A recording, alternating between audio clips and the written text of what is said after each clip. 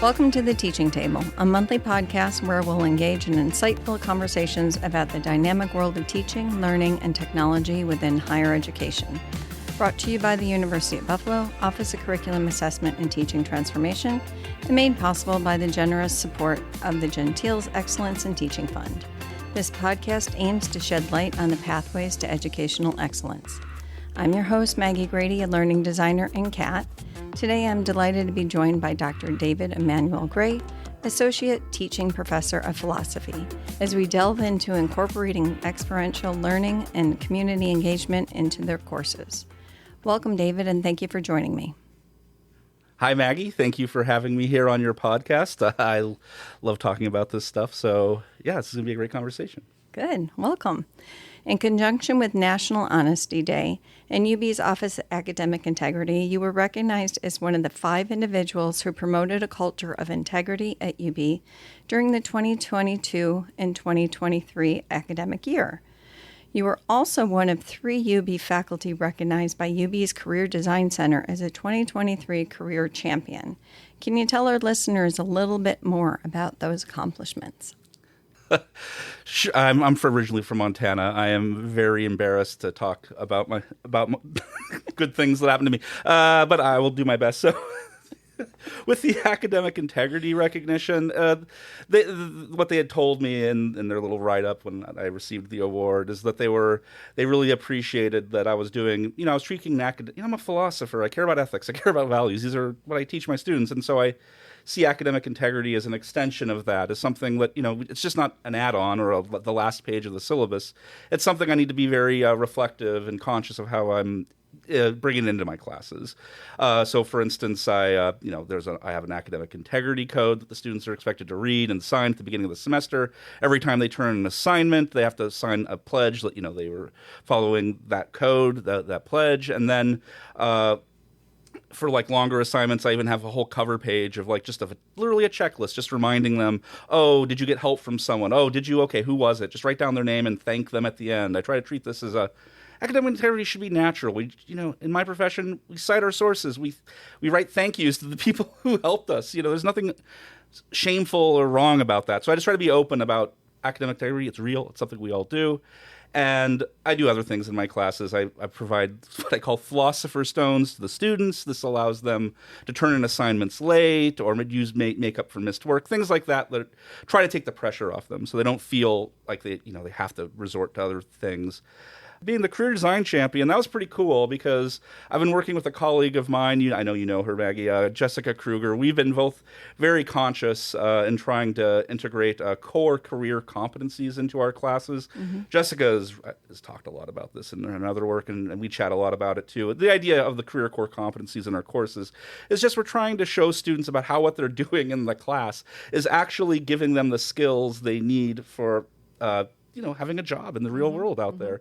I'm a philosophy professor. Students are like, well, I'm not going to use this. I'm not going to read Plato when I'm working as an investment banker or whatever. And I'm like, okay, so I try to emphasize that true. But when I have students who do lots of group work in the class. And so while they're paired up and talking about, a paper or something else that they've read, I will often pause and remind them hey, look, you guys are talking to each other. That's teamwork. That's something you need to be really good at when you're out, out working on a job. Or, when I'm grading papers, when I return them, I like to say things like, well, look, writing, this is what employers want right now. We live in a world where writing is so important. Mm-hmm. If you are a good writer, you will be way better, way more persuasive, way more compelling, way more employable if you know how to write for yourself and write in a very well-fashioned, from email to reports, memos, etc. So that was why we were being recognized because, me and Jessica, we've both been working very closely with the Career Design Center and to do this in a very intentional way of bringing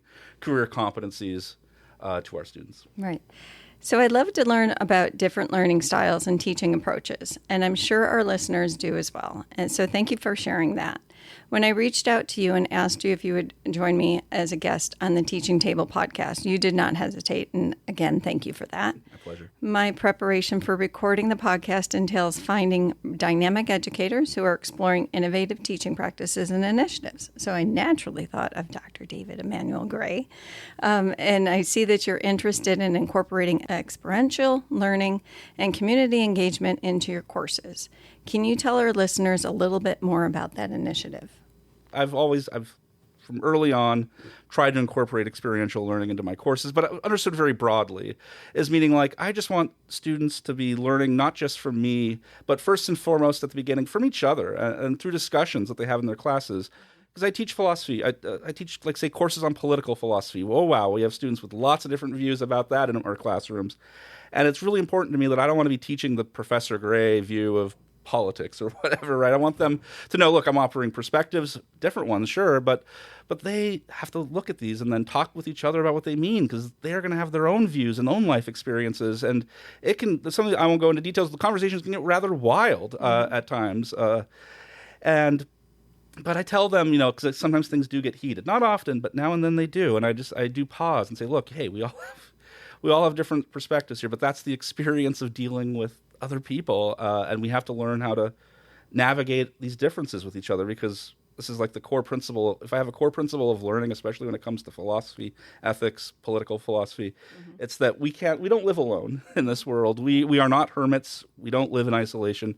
And so the primary ethical task of our lives is to figure out how to secure the legitimate cooperation of each other so we can work together to accomplish goals. If we don't have that, everything just falls apart. So anyway, that's a long-winded way of saying that I want to introduce my students to the experience of philosophy, the experience of ethics, the experiences of these things.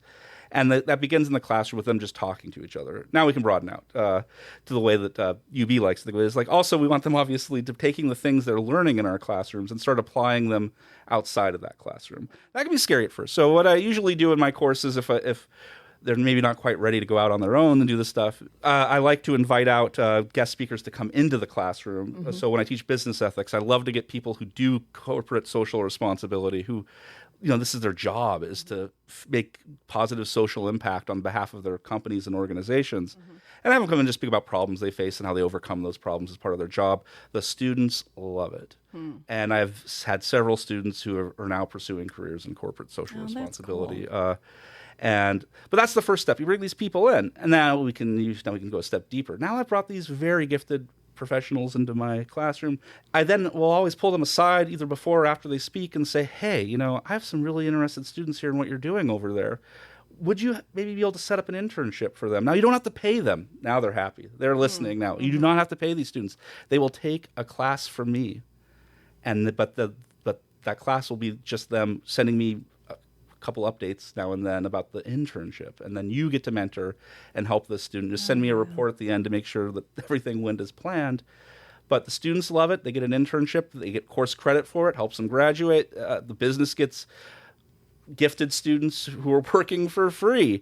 So that's the next stage, is now trying to find opportunities for my students to go in to these different places.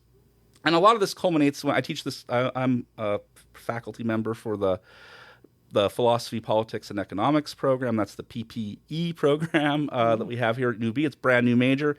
And so I now teach the capstone course for that, that all the majors and minors have to take now. And this is a strictly project-based course. Here's the time now where they have one assignment all semester with milestones that just help them along the way. And they're one task. It's very simple. The instructions take a moment to read. It says, make the world better. That is their semester-long project. Each team, I put them on teams because they got to learn teamwork again. I put them on teams and I say, you can do whatever you want, interpret this however you want, and each team gets a $1,000 budget that will then, if they have expenses, they can pay for. Wow. Fun fact, most of the teams don't even use the money, because let me tell you what, we have found in these projects, and my students, when they go out into the communities trying to make Buffalo better, they just say the magic phrase, we are UB students, how can we help you? And oh my gosh, doors open, people just give them stuff. I had a student do a book drive. Their team did a book drive. She'd ask people for books. she got thousands of books for that's the Buffalo awesome. City Mission. It was amazing. She helped build a library there for them to put the books into, got games.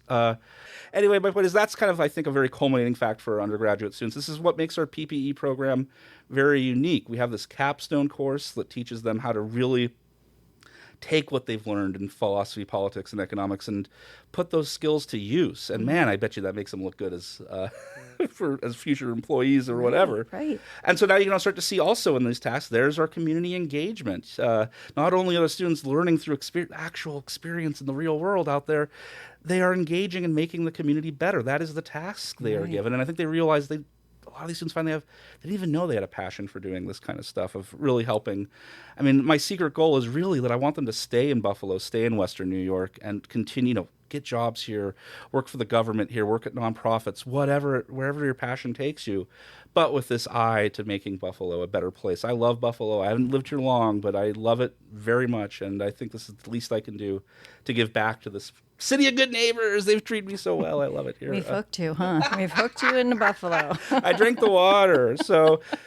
So that's at the undergrad. I'll just briefly mention I also do this at the graduate level. I am the College of Arts and Sciences is now working with the School of Public Health, the School of Management, and what's the School of Social Work, of course. So it's these 4 colleges at UB. We're all working together on what is known as the Social Impact Fellows program. We take in about 30 graduate students across those 3 colleges. They form 4 colleges. They work together on a team over the summer for 10 weeks. They get assigned a partner organization, mostly nonprofits. So we've had places like Rahama, or we've had Goodwill Industries is a good partner of ours, Legal Aid of Western New York, lots of local impactful organizations. The job of these social impact fellows is to go in and work with these organizations, meet with the stakeholders that these organizations are supposed to help in Buffalo, and then really think about ways to help that organization solve the problems they're facing in delivering the services and goods that they're trying to do for us.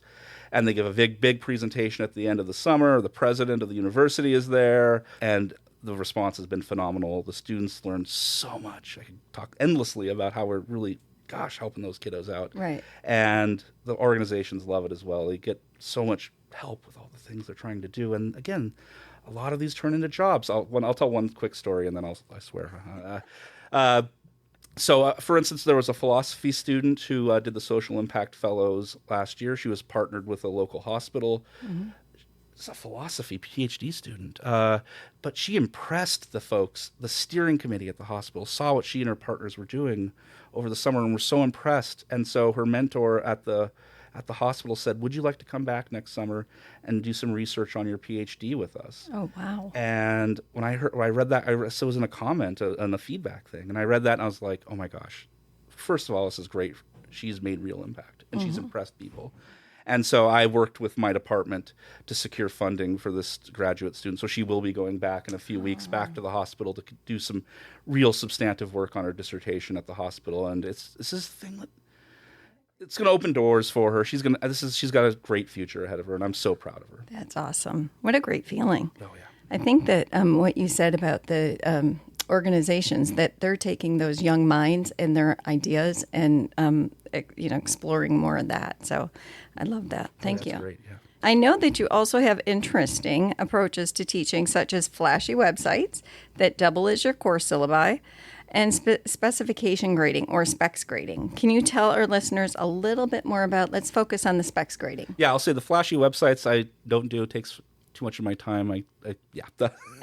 Specs grading, though. Specs grading is really cool. I think I don't use it in all of my classes. I think for lower level classes, it might be a little too demanding for our students. But for my 300 level and higher classes, I'm transitioning them all over to specs grading. Specs grading is cool. So what you do is, the idea is I only assign a course grade once, the whole semester. The end of the semester, I assign a course grade because that's what UB wants me to do. So, but during the semester, their work does not get a letter grade on it. Their work doesn't earn points, which then they think is with its letter grades. No, every assignment in my class is graded accepted or incomplete. It is like pass-fail, yes, but it's a little more demanding.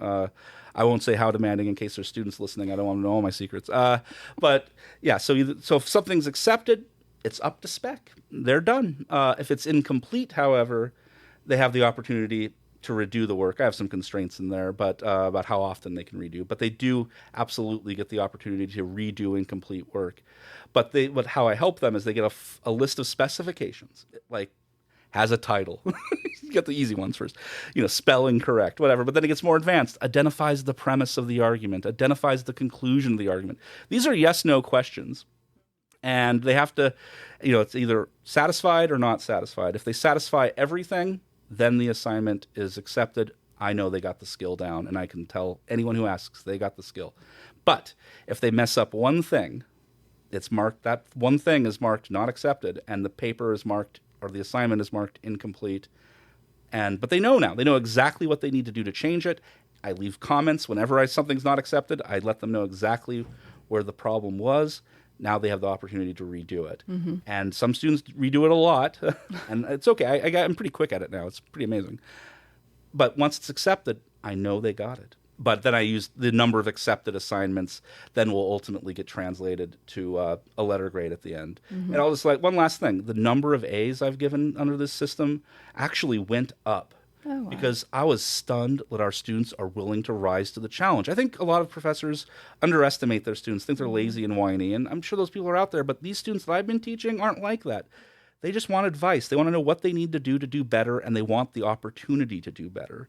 You give them very clear instructions. You give them if that's not accepted, you give them very clear explanation for where to begin to improve, and then give them the chance to do it. They will do it. So I think I need to schedule a part 2 so we can continue our conversation about raising the bar on innovative teaching, learning, and keeping reinventing yourself. I hope this conversation encourages others to step outside of their comfort zone, try new teaching approaches in an effort to engage students' learning. And thank you for taking the time for meeting with me today. And do you have any final thoughts? My only final thought is for anyone, one, start incorporating more experiential learning into your courses. Just do baby steps. You don't have invite one guest speaker at the end. Come talk. You'll see a difference. You'll start networking. Changes will happen. And then from there, more baby steps. And you'll look back and you'll be amazed at what you've done with your students. So thank you for joining us today at the Teaching Table. Today we discussed innovative teaching approaches with philosophy professor David Gray.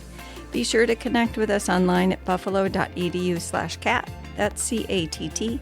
Or email us at ubcat@buffalo.edu.